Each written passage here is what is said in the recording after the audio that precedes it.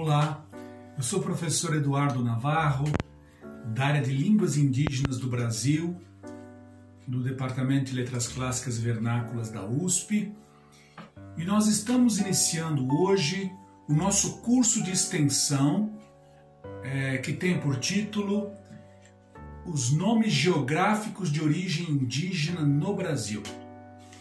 Muito bem, essa nossa área de línguas indígenas da USP, ela já tem mais de 80 anos de existência. Ela surgiu em 1935, um ano após a fundação da universidade, e isso tudo tem a ver com aquilo que nós vamos analisar em nosso curso.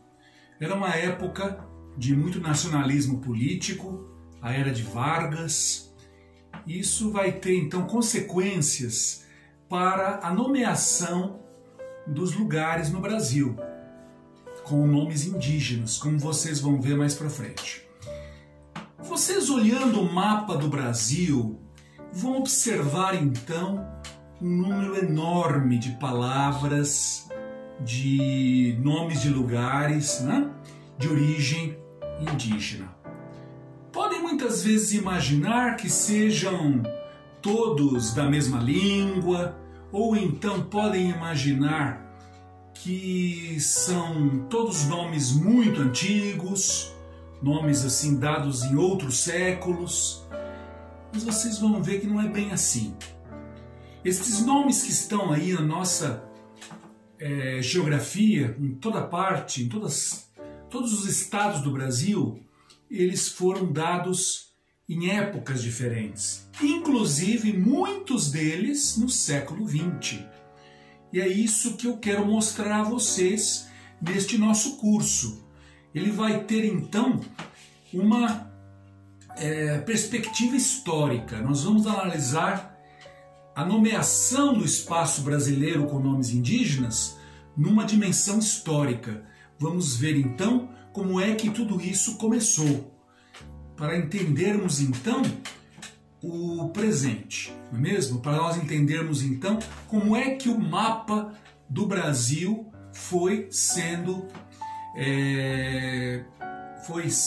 constituído com esses nomes de origem indígena. Pois bem, eu quero então desfazer inicialmente algumas ideias equivocadas que muitos de vocês podem ter e que nós precisamos aqui mudar e apresentar conceitos novos, ideias corretas, para que vocês possam entender bem o assunto de que vamos tratar. Vejam só, em primeiro lugar, nós estamos falando de línguas indígenas, não é? Nomes geográficos de origem indígena no Brasil. Pois bem, primeira coisa, precisamos ver o que significa indígena. Indígena não é a mesma coisa que índio. Indígena é uma palavra de origem latina, indígena. E essa palavra aí designa os povos originais de uma determinada região, de um determinado lugar, não é? Não necessariamente da América, certo? Não necessariamente povos americanos. Pois bem, agora, então podemos ter povos indígenas em todos os continentes. Na Europa, por exemplo, podemos falar, não é, de povos indígenas da Europa. Quem são os povos indígenas da Europa? Os mais antigos. Os bascos, por exemplo, são um povo indígena da Europa. Quem são os povos indígenas da África? São populações autóctones. Autóctone no sentido mais correto, porque o homem surgiu na África, né?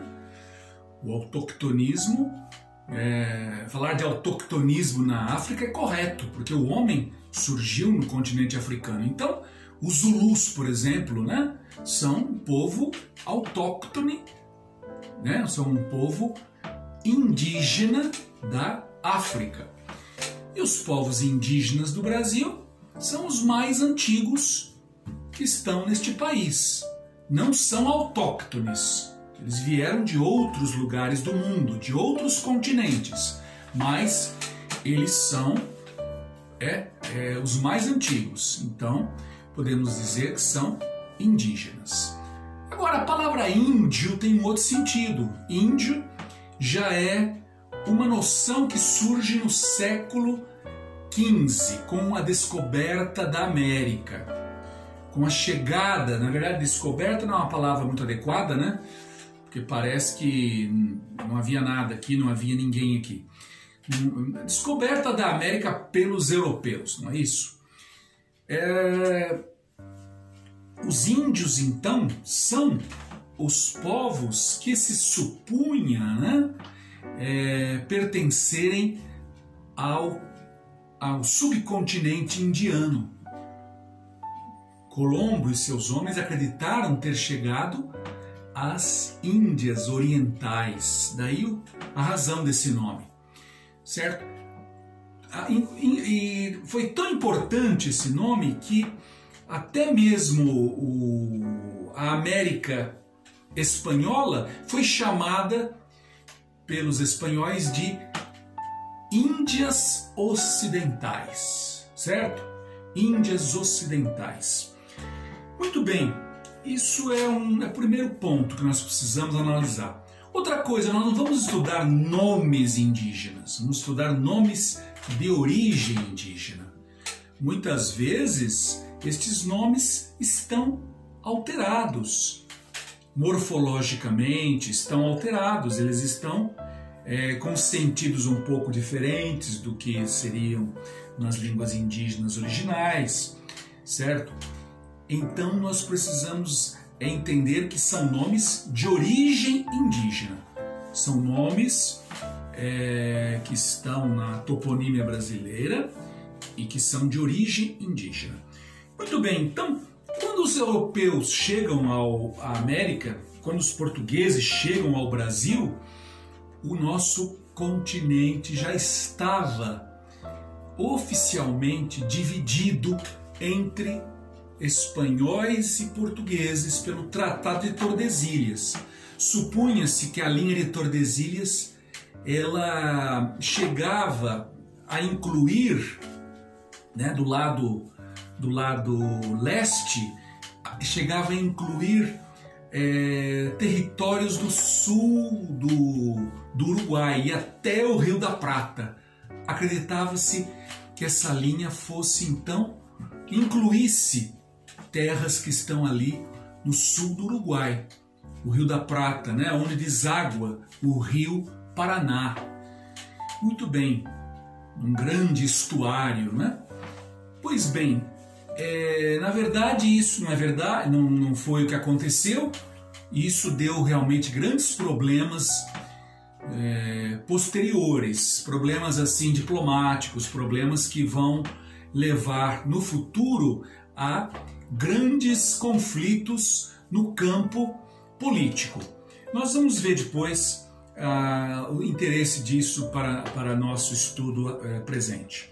Pois bem, quando os portugueses chegam ao Brasil, a população de Portugal era de cerca de 1 milhão de habitantes.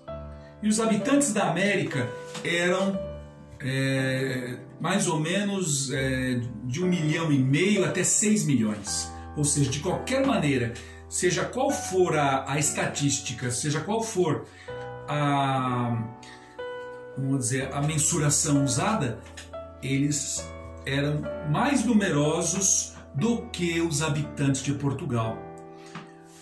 Portugal não tinha população para colonizar o Brasil. A população de Portugal era muito pequena. E, ademais, Portugal tinha colônias em outras partes do mundo. Portugal tinha colônias na África, Portugal já tinha terras. Portugal tinha chegado às Índias, fazia 2 anos, né? 1498, com a expedição de Vasco da Gama. Portugal já tinha chegado às Índias. Portugal não tinha população para colonizar o Brasil. então, o que aconteceu é que houve grande facilidade para a miscigenação nas colônias portuguesas.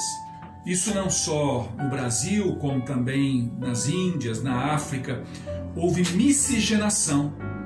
Miscigenação que não aconteceu, por exemplo, nas colônias holandesas, nas colônias inglesas, nas colônias francesas. Essa miscigenação foi quase nula, né? Se vocês visitarem, por exemplo, hoje as Guianas, a Guiana Francesa, ou Suriname, a antiga Guiana holandesa, ou então a Guiana que antigamente se chamava inglesa, vocês vão ver que aquilo parece uma África, sabe? Vocês não vão encontrar pessoas pardas lá, não vão encontrar, porque a miscigenação quase não existiu, certo? Muito diferentemente do Brasil, onde a maioria da nossa população é parda, né? Segundo mostrou o último censo de 2010. Nossa população predominantemente é parda. E isso tem, então, uma explicação histórica. A facilidade com que Portugal, né, com que os portugueses se mestiçaram. Pois assim que os portugueses chegaram ao Brasil, a colonização não começou de imediato, né? A colonização começou somente nos anos 30 do século XVI. Foi então, naqueles anos 30, que o rei Dom João III resolveu dividir os territórios da Nova Lusitânia, ou seja, do Brasil, em capitanias hereditárias. Logo depois, com as primeiras expedições após a chegada de Cabral aqui, os portugueses perceberam que em toda a costa brasileira se falava praticamente a mesma língua indígena, certo? Essa língua foi chamada naquele momento de língua brasílica, língua dos Brasis. Foi também conhecida mais tarde, né, como língua da costa, e daí vai. Anchieta fez uma gramática dela no ano de 1595. A gramática de Anchieta chamou-se Arte de Gramática da língua mais usada na costa do Brasil, como vocês podem ver aí ao lado, tá bem? Esta gramática de José de Anchieta. Pois bem, nós temos então essa língua só foi chamada de língua tupi só no século XIX. Ela foi chamada de tupi. Por exemplo, Gonçalves Dias escreveu um dicionário de tupi. Foi assim que ele chamou a língua, né? E o nome tupi certamente é o mais adequado. É o mais adequado. Anchieta mostrou num poema dele, do seu alto teatral Na Aldeia de Guaraparim, que o nome tupi era um genérico. O nome tupi tinha um sentido genérico, que incluía então outros povos. Naquele alto teatral, né, Anchieta mostra um diabo que está conversando com outros, querendo perverter os índios, e ele diz assim que ele foi à serra para fazer os tupis pecarem. Aí o outro diabo pergunta para ele: que índios são esses? Quer dizer, se ele diz que fazer os tupis pecarem e o outro não entendeu, que índios são esses? Ele diz assim: os tupiniquins habitantes daqui. Ou seja, ele está usando tupi no sentido genérico. Então é o melhor termo para se empregar para designar a língua da costa. certo? Houve quem aí em décadas passadas achasse que isso não estava correto, que a forma mais correta seria Tupinambá, língua Tupinambá, mas isso é desmentido pelos textos coloniais, que vão nos mostrar que o mais apropriado é o mesmo termo Tupi. Mas o termo Tupi ele tem assim sentidos não muito precisos. Por quê? Tupi pode designar também uma língua da Amazônia falada ainda hoje, que é o Nheengatu. Chamam o Nheengatu de Tupi moderno, alguns autores. Então, a melhor forma de chamar essa língua da costa, falada em quase toda a costa, é Tupi antigo, certo? Quando os portugueses chegam ao Brasil, logo em seguida já começam a nomear a terra, os lugares da terra. A primeira nomeação que houve foi o Monte Pascoal, né? Nomearam, por exemplo, achavam que tinham chegado a uma ilha, que chamaram de Ilha de Vera Cruz. Depois mudaram, viram que não tinham chegado a uma ilha, mas era um novo continente, um semicontinente, como é a América do Sul, né? Chamaram então o Brasil de Terra de Santa Cruz. E mais tarde é que o designativo Brasil se impõe definitivamente. Ou seja, por que se impôs esse designativo? Por causa da atividade econômica que se praticava aqui. Um historiador muito importante chamado Varnhagen disse que brasileiro não é, no século XVI, propriamente quem nasce no Brasil, mas é o que trabalha com o pau-brasil, o que extrai o pau-brasil, o brasileiro. Se vocês observarem bem, não há um outro nome de nacionalidade, né? Um gentílico, que termine em eiro em português. Italiano, francês, alemão, libanês, né? Africano, mas qual é o gentílico, o nome de nacionalidade que termina com eiro? Não há, só brasileiro. E eiro é sufixo para formar nomes de profissão, certo? Açougueiro, né? Por exemplo, tintureiro, esses nomes de profissão.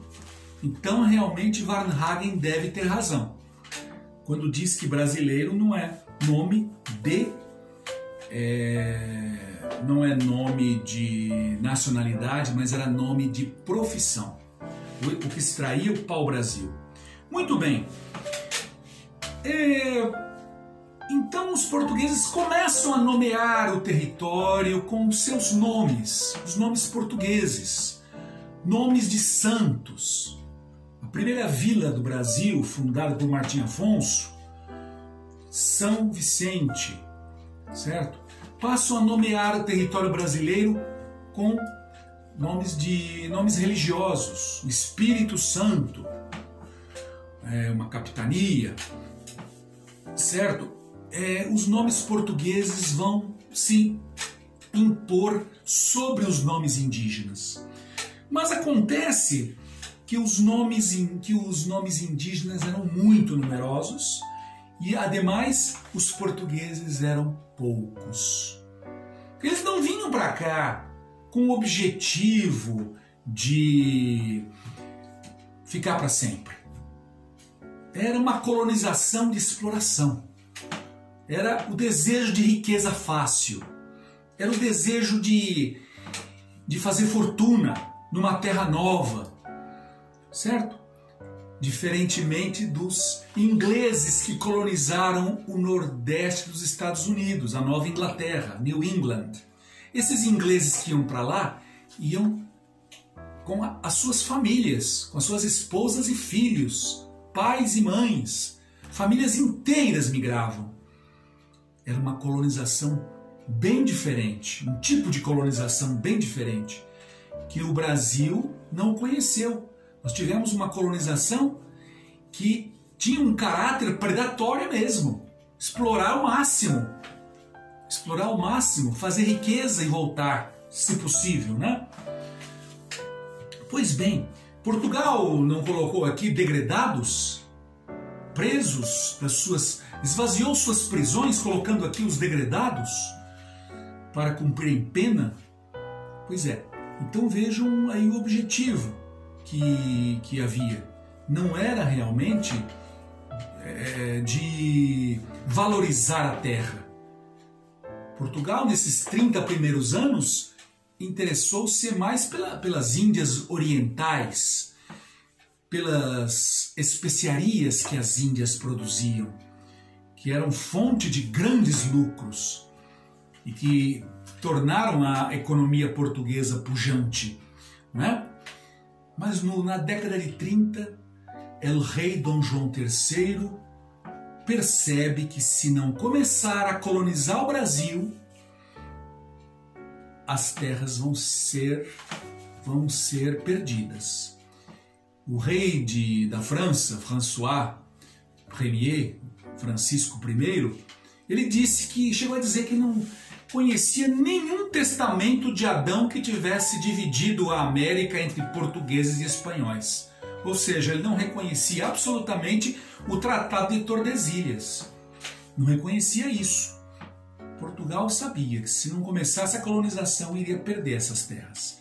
E aí, para que não houvesse muitos ônus para a coroa portuguesa, foi realmente retalhada a costa brasileira em capitanias hereditárias. Essas capitanias então foram dadas a fidalgos portugueses, a homens assim de projeção na sociedade portuguesa, e aí começa a colonização do Brasil por meio da agricultura da cana-de-açúcar, certo? Pois bem, então os nomes portugueses estavam sendo dados a todos esses lugares.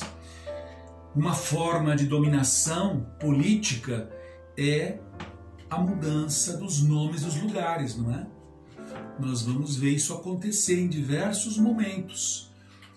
A história mostra isso, não é? Quando, por exemplo, uma revolução é vitoriosa num certo lugar, nomes são modificados. Isso aconteceu na Revolução Russa. Por exemplo, São Petersburgo passou a se chamar Leningrado, cidade de Lenin, não é? Muitas cidades então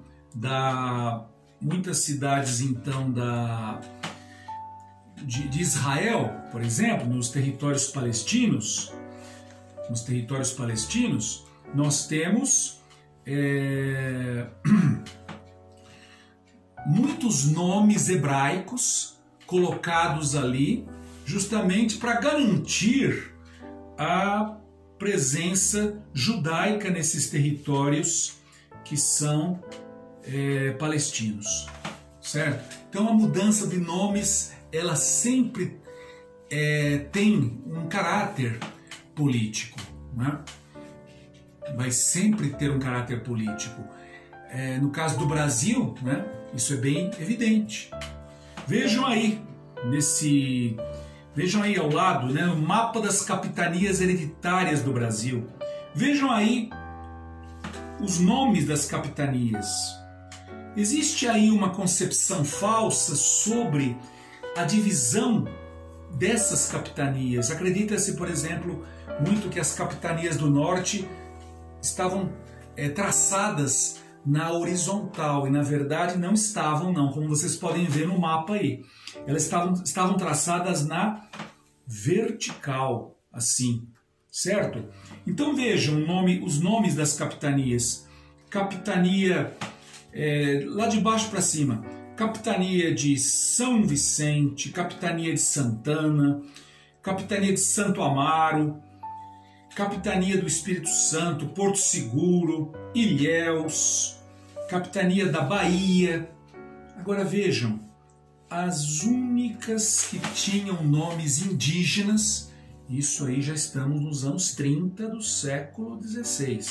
As únicas que tinham nomes indígenas, e vejam que os indígenas, como eu disse para vocês, eram maciçamente superiores em número aos portugueses. Vejam aí, eram Pernambuco, Itamaracá e Ceará, certo?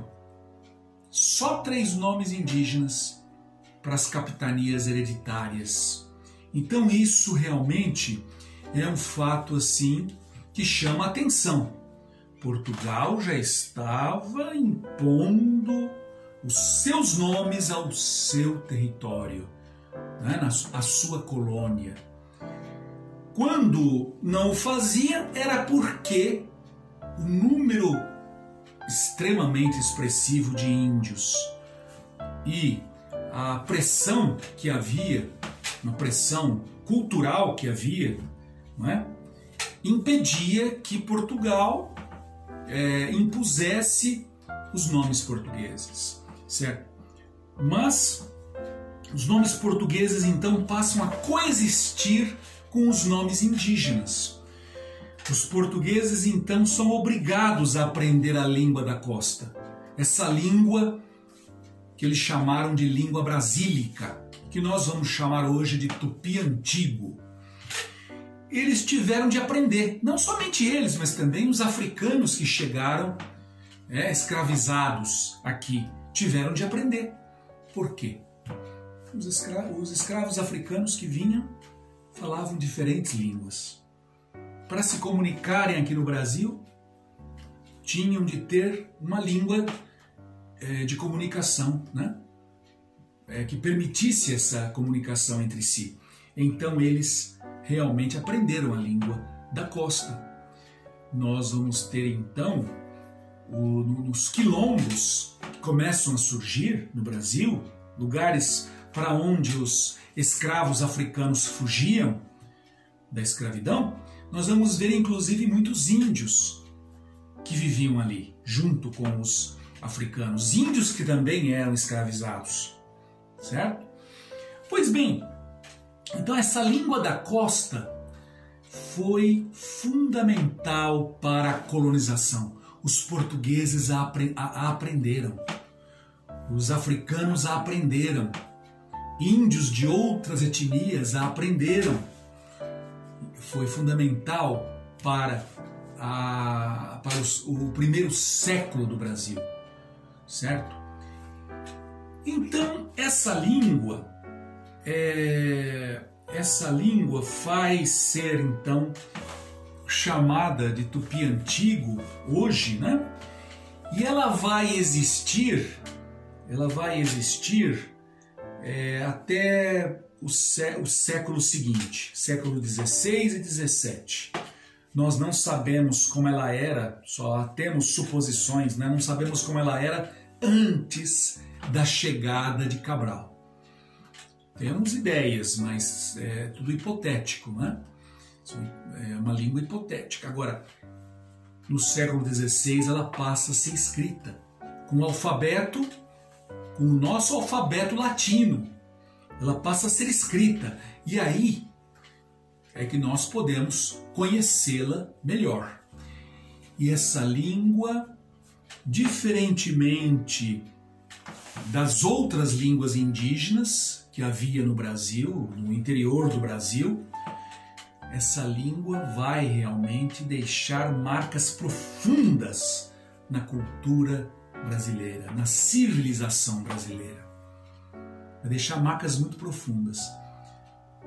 Na geografia, né, nos nomes geográficos, na toponímia, né, na nossa língua portuguesa e depois também na nossa literatura. E para não esquecer também, no nosso folclore. Nós vamos ter realmente uma forte presença dessa língua no nosso folclore, né? Quem é que não sabe cantar aí? Eu fui ao Itororó beber água e não achei. Itororó, Itororó, quer dizer bica d'água em tupi. Itororoma. Eu fui ao Itororó beber água. Eu fui à bica d'água beber água e não achei. O folclore registra, então, o sentido dessa palavra. Pois é, nós vamos, então, ter aí uma forte... Essa língua tem uma forte importância histórica. É a língua de maior importância histórica, a língua indígena de maior importância histórica para o Brasil. Nenhuma outra se lhe equipara em importância histórica, certo?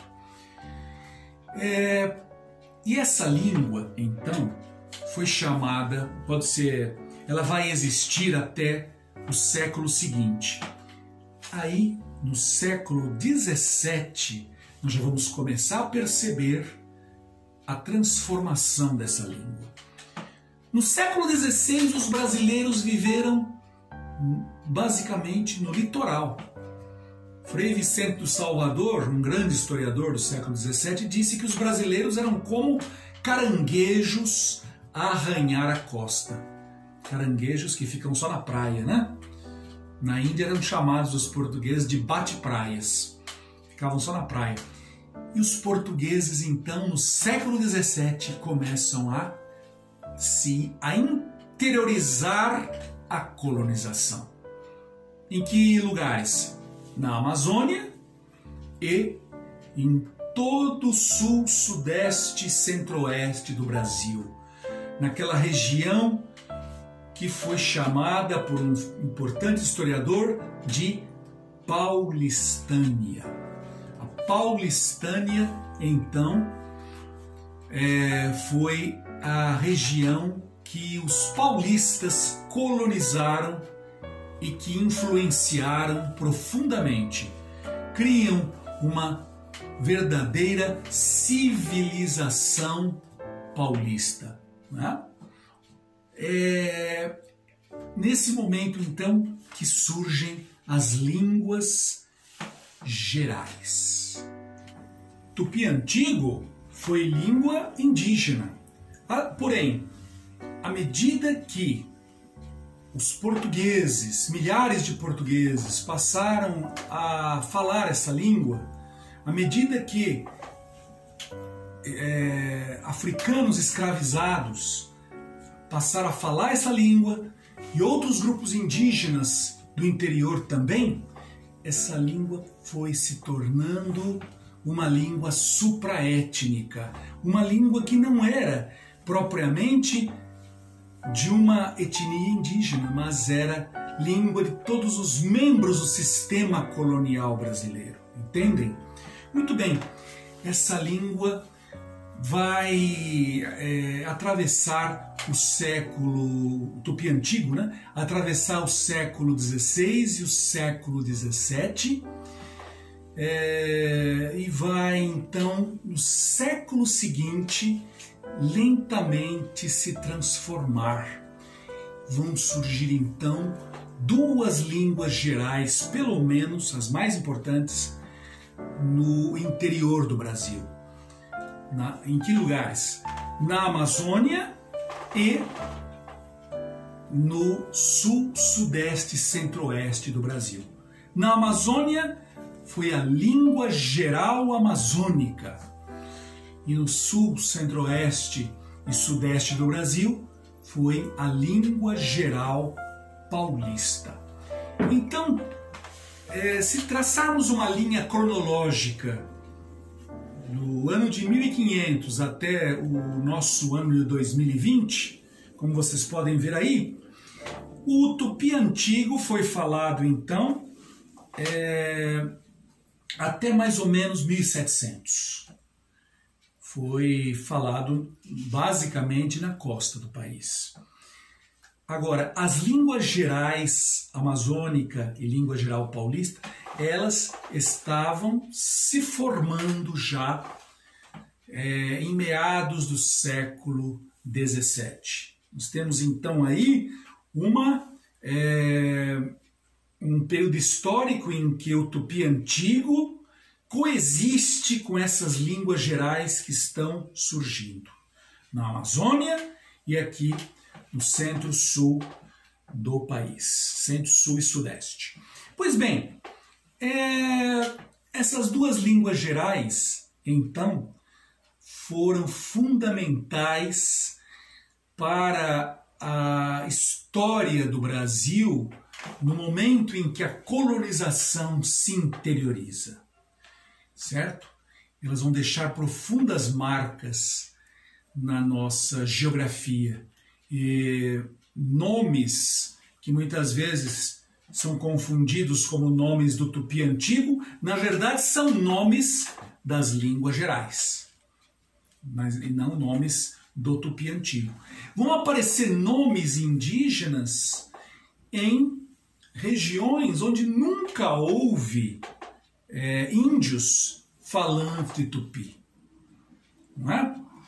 A primeira pessoa que vai chamar atenção para esse fato foi o engenheiro baiano Teodoro Sampaio, numa obra dele, que é uma obra que vai ser publicada em 1901, chamada O Tupi na Geografia Nacional. Teodoro Sampaio, então, vai chamar atenção para esse fato, de que no interior, esses nomes e tupis que estão no interior não foram nomes dados pelos índios, certo? Então, é uma situação diferente da situação a que nós assistimos no século XVI, quando a língua da costa era falada pelos próprios índios. E lentamente essa situação vai se transformando, essa situação vai mudando. Então, no interior do Brasil, nós vamos ver esses nomes serem provenientes, então, das línguas gerais. Muito bem, a língua geral, o apogeu das línguas gerais foi o século XVIII.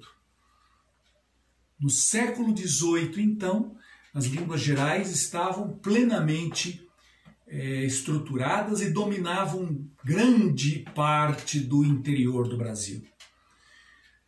No século XIX, nós temos a independência do país. Temos a independência do país, temos problemas políticos lá na Amazônia, que vão levar à destruição de milhares de vidas de falantes da língua geral amazônica. E isso vai fazer com que, a partir de meados do século XIX, a língua geral perca cada vez mais falantes.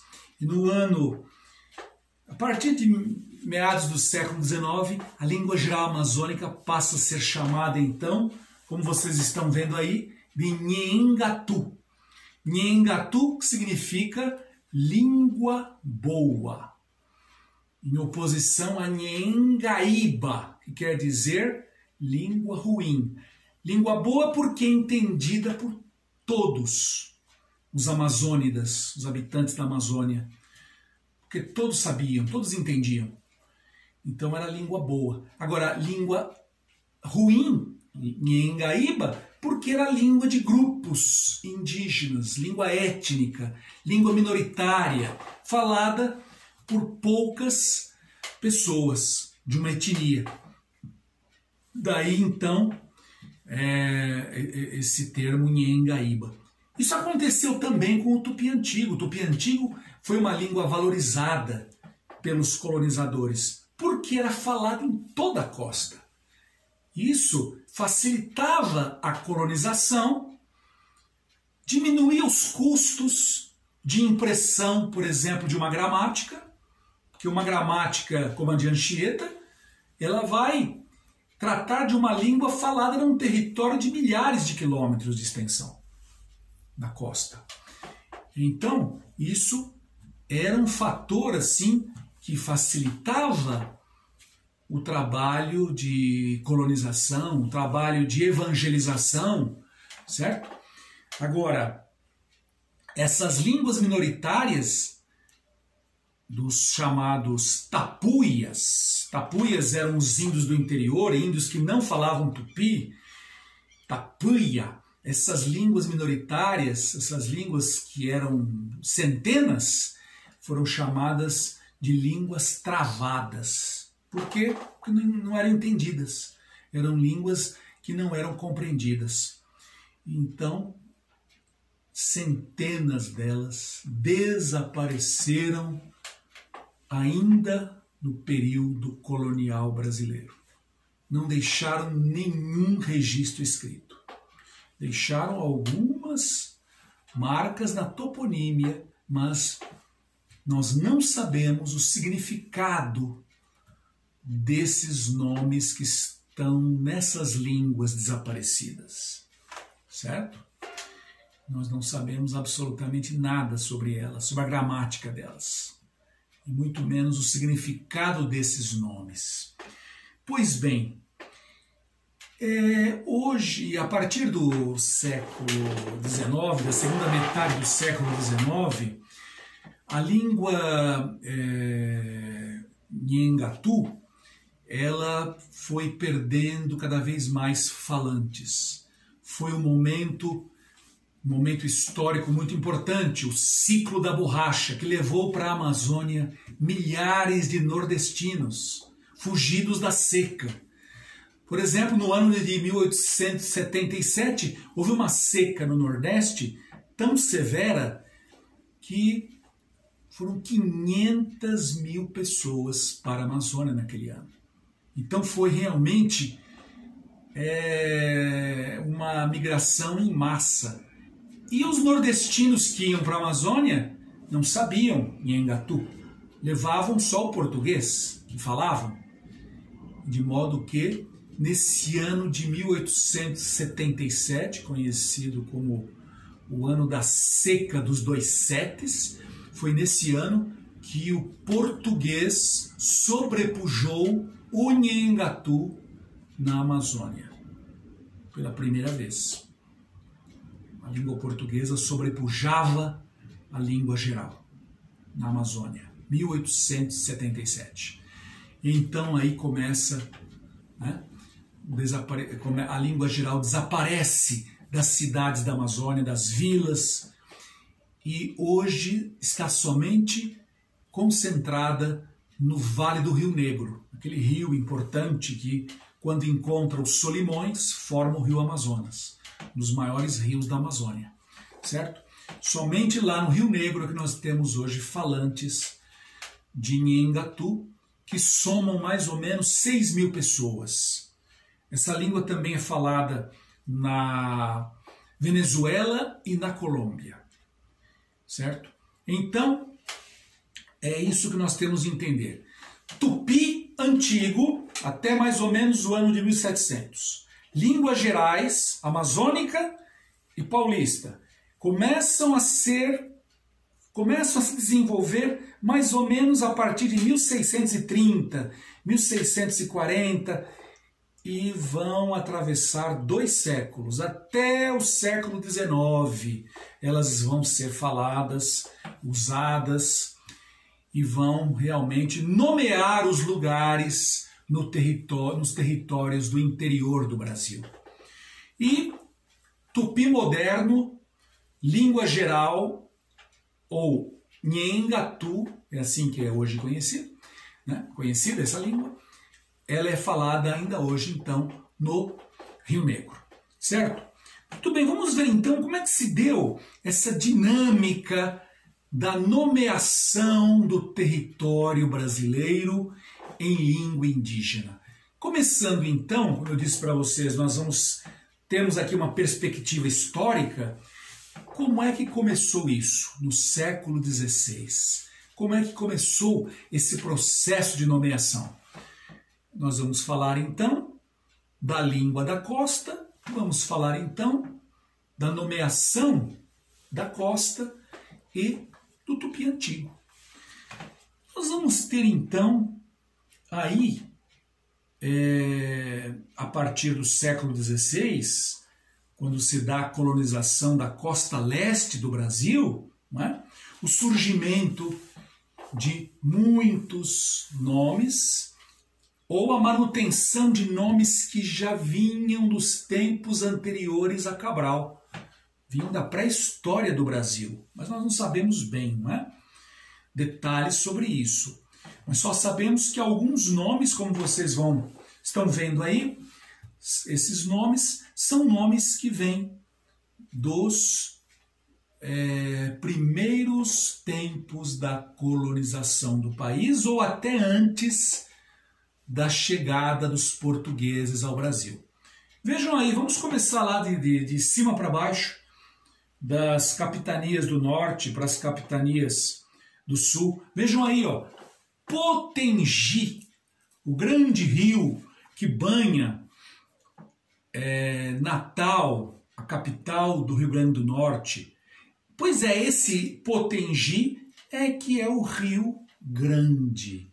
O Rio Grande, que depois chamado do Norte, para diferenciar do Rio Grande, para se diferenciar do Rio Grande do Sul, tá? O Rio Grande do Norte é o Rio Potengi.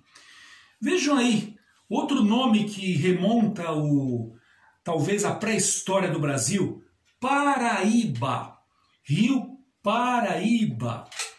Pará quer dizer em tupi, né? Vamos voltar para o Potengi, que eu não expliquei, né?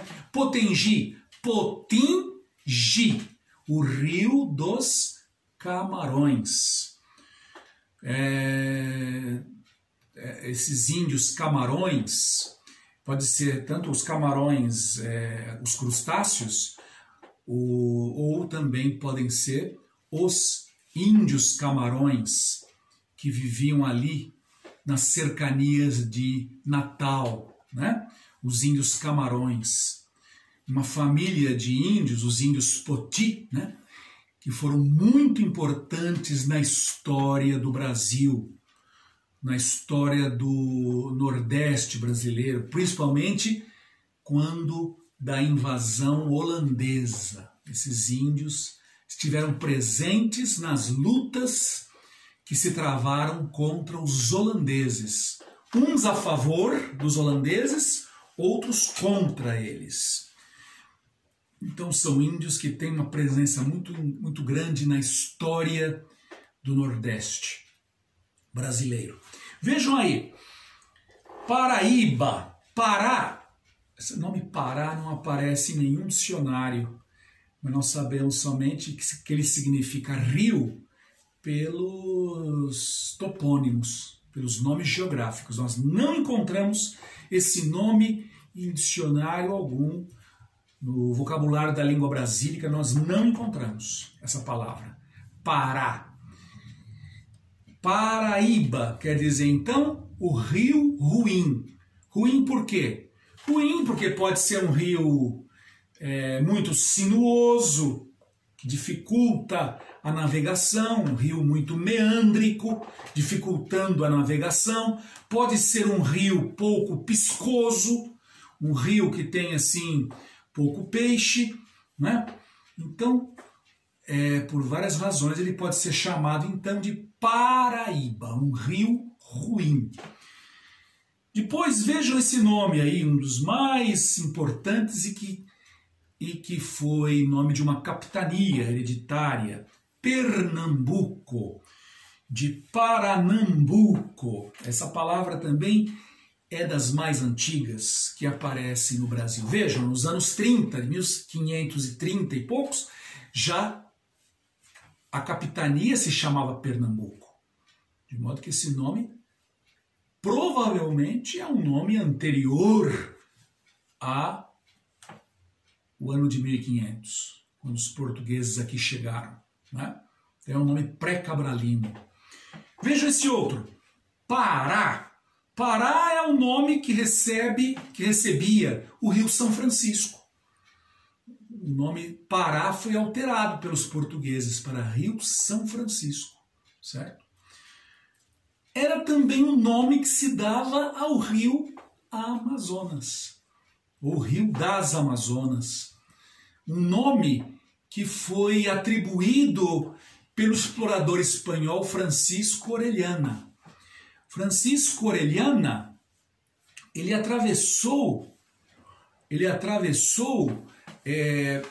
desceu o rio, esse rio, desde o Equador até a sua foz. E o seu cronista, o Frei Carvajal, escreveu ali, né, que teriam visto mulheres guerreiras, mulheres que lutavam junto com homens e tal. E aí é que um antigo mito do Ocidente, o mito das Amazonas, esse mito renasceu na América. As Amazonas transportaram-se para a América. Isso aconteceu muito no processo de colonização do Brasil e da América, né? Essa é a matéria da tese do professor Sérgio Buarque de Holanda no seu livro Visão do Paraíso.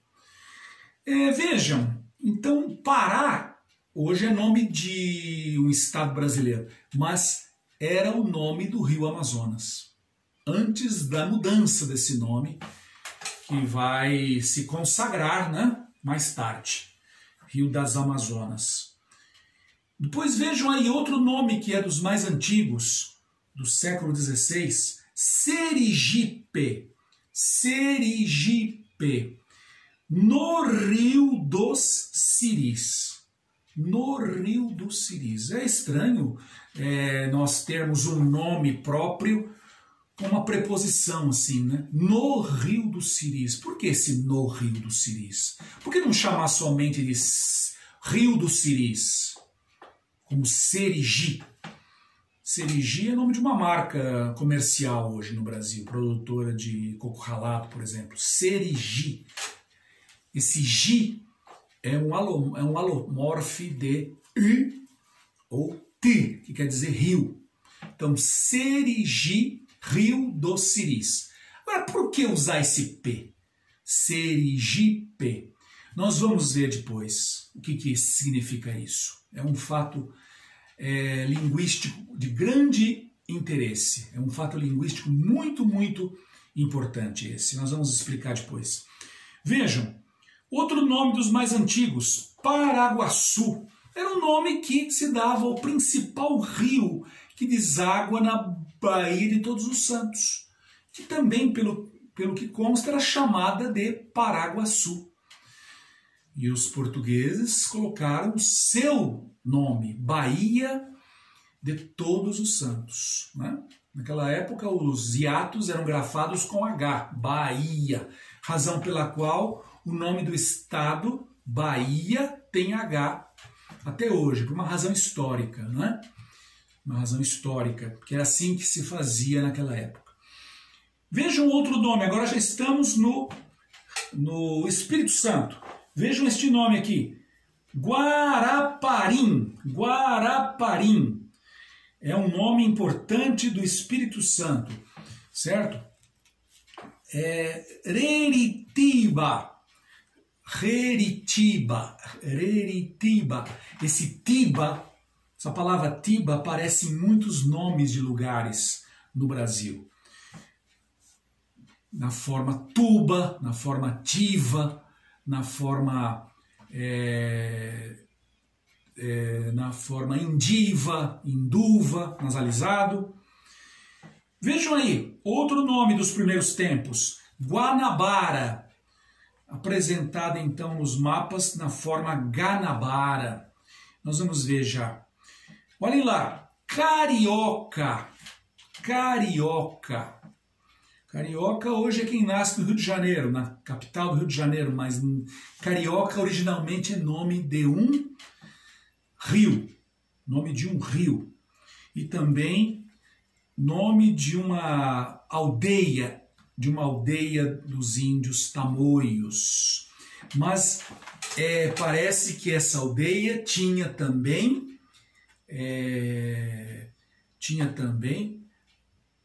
grupos que vinham do Paraguai, os chamados carijós. Carijós. Esses carijós aí eram índios que estavam em toda a costa. Eles vinham do Paraguai, de regiões interiores da América, interioranas, e se distribuíram pela costa brasileira em vários pontos. Anchieta nos fala disso. Vejam aí, outro nome dos mais antigos, Araçatiba. Olha aí, novamente o nome, o substantivo tiba. O substantivo tiba, que está presente então em muitos nomes de lugares, significa ajuntamento, existência, ocorrência.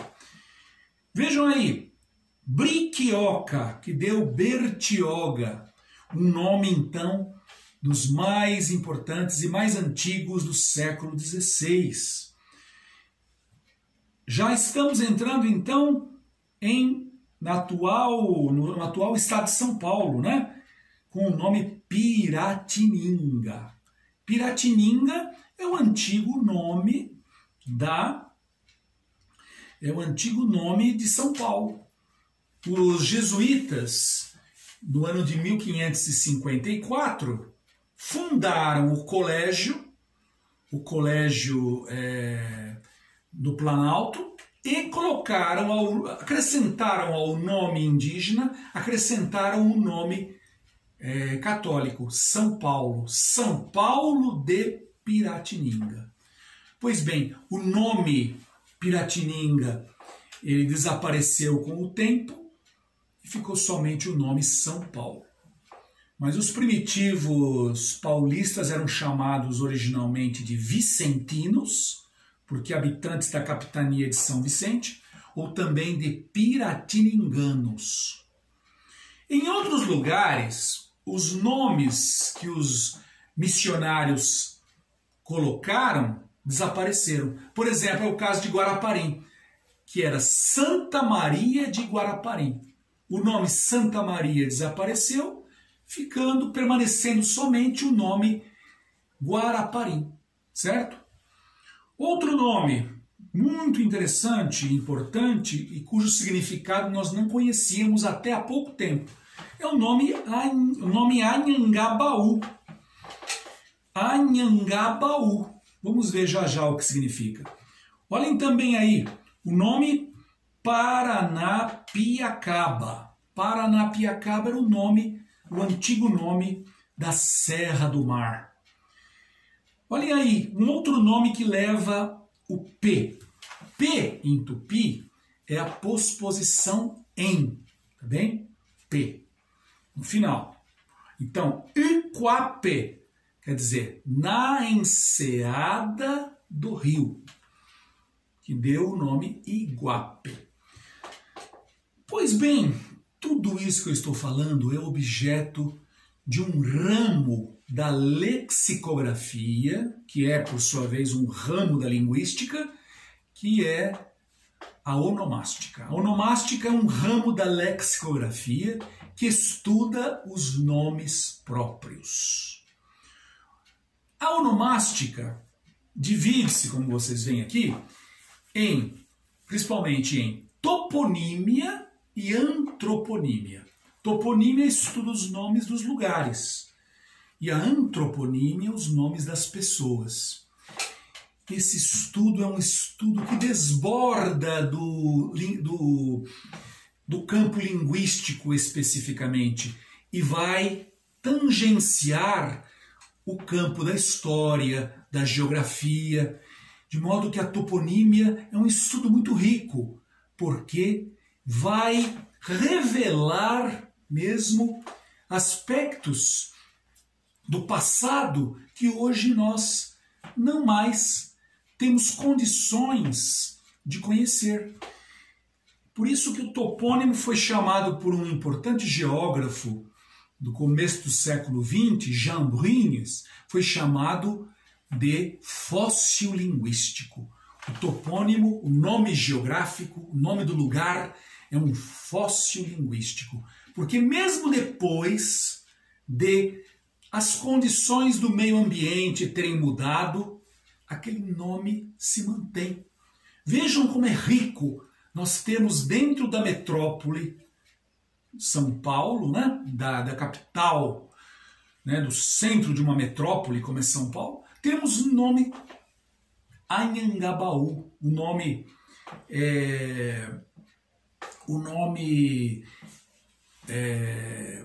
por exemplo, Piratininga, o nome Tamanduateí. Como isso é rico, porque isso nos faz voltar ao passado, isso nos coloca em contato com a nossa história. Mudar um topônimo, mudar um nome de lugar, há muito estabelecido, há muito já definido, é realmente um crime de lesa história. É realmente um ataque às raízes de um povo. Sabe? Por quê? Porque está realmente alterando o seu passado, né? Nós temos então aí uma grande perda cultural, uma grande perda em todos os sentidos. Muito bem, então. Então, gente, toponímia não se faz somente com estudo de língua. Toponímia se faz também com estudo geográfico, estudo do lugar, estudo em loco mesmo. Toponímia se faz com estudo histórico. É preciso recorrer-se aos mapas, é preciso fazer estudo realmente de campo. E há, então, aí um rico filão de pesquisa a ser feito no Brasil.